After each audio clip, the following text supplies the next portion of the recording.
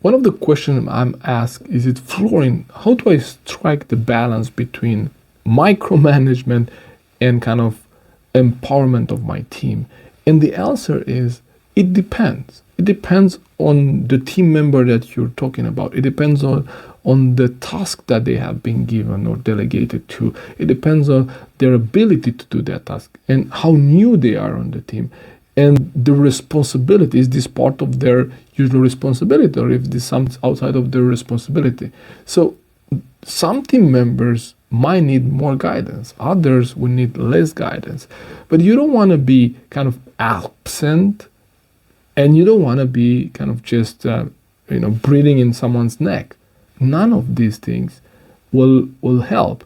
And so the answer depends on the situation, how new the person is, how important the task is for the organization.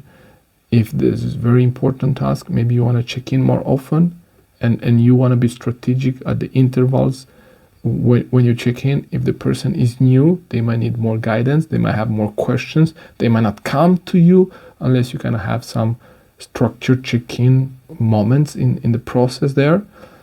Depends on, is this part of the responsibility or not? All of these factors and kind of the task itself and the project itself and the importance of that project towards your goals in the organization determine how often should you check in and how often maybe you should not. And so you really need to know all of these elements and know your team member. Does your team member need more guidance? Do they come to you to check in with you when they have a major decision to make? Then they're giving you a hint on their style.